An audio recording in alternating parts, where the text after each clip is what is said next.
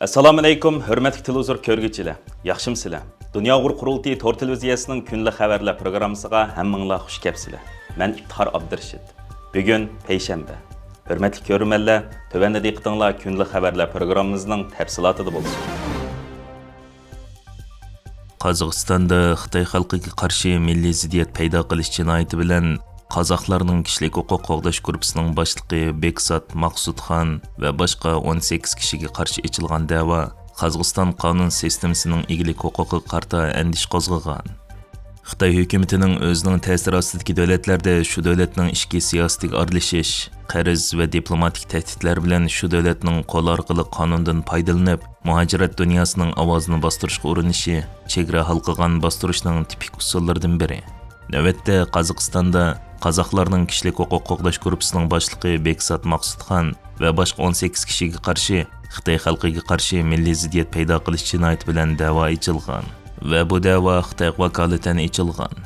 Bu haqda 5 yanvar kuni e'lon qilingan bir dokladda bildirilishicha, taftish organining bu deloni mustaqil dalillamay turib, Xitoy hukumati nomidan oshqonlikqa eskartilgan bo'lib, bu haqda Zimiston gazetida Uyg'urlarni tadqiq qiladigan insonshunos Roni Stenenberg bu deloda Xitoy doiralarining Qozog'iston qonun sistemasini siyosiy maqsadida tanqidchilarni bostirish va Xitoy sirtidagi qozoqlarni nazorat qilish uchun ishlatayotgan bo'lishi mumkin. Bir xalqning izzat hurmatiga qarshi nafrat qo'zg'ash yoki uning izzat hurmatiga haqorat qilish bilan ayblanish uchun bu xalqni nishon qilgan ochiq-oshkora nafrat yoki kamsitish so'zlari bo'lishi kerak. Bir hukumat, bir siyosat yoki bir siyosatchini tanqid qilish bu hukumat boshqaradigan yoki bu shaxs a'zosi bo'lgan xalq yoki millatga qilingan hujum deb hisoblanmaydi degan ko'z qarashini o'ttirib qo'ygan.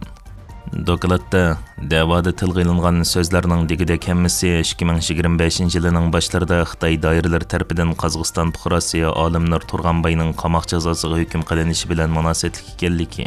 Bu advokatlik guruhining yig'ilishi va norozilik namoyishining asosligi bu masalaga markazlashganligini ko'rsatib berdiganligi tilga ilinib, ifoda qilingan noroziliklar Xitoy hukumatining bu shaxsni qamoq jazosiga hukm qilishiga qarshi. Oti yurt tashkiloti va nurg'un xalqaro kuzatuvchilarning qarashicha, Xitoy davlati tomonidan xohlagancha qamoqqa ilingan Sharq Turkistondagi Uyg'ur va qozoqlarning qo'yib berilishini qo'lga keltirishga, xohlagancha tutqun qilinishining oldini olish va nohaq qamoqqa ilingan kishilarni qo'yib berishga ko'ngil bilishga chaqiriq qilishdir deyilgan. Amerika parlamenti Xitoy ishlari komitetining raisi Raja Krishnamurti apandi xizmatidan istifa berib, uning o'rniga Xitoy qarshi taxmi qattiq qo'l bo'lgan Rokanna Xitoy ishlari alaydi komitetining a'zosi bo'ldi. Amerika bilan Xitoy o'rtasidagi strategik raqobat Avom palatasi komitetining yuqori darajalik a'zosi, parlament a'zosi Raja Krishnamurti 2026-yili 1-oyning 5-kuni o'zining bu oyning oxirida komitet rahbarligidan istifa berganligini e'lon qildi. Krishnamurti xizmatiga astoydillik va qat'iy maqsad tuyg'usi bilan muomala qilib kelgan Amerika hukumatining diqqatini Xitoyning xirislariga taqobil turish, yangilik yaratish, ishchilar va iste'molchilarni qo'g'dash va majburiy emgak va iqtisodiy majburlashga qarshi turib, Uyg'urlarning haq-huquqini qo'g'dashda izchil kuch chiqarib kelgan edi. Raja Krishnamurti istifa bergandan keyin uning o'rniga Amerika Avom palatasi Uyg'ur do'stlik guruhining a'zosi, Xitoy qarshi taxmi qattiq qo'l bo'lgan Rokanna apandi vazifa topshirilib, Avom palatasi Xitoy ishlari alaydi komitetiga a'zo bo'lib kirgan.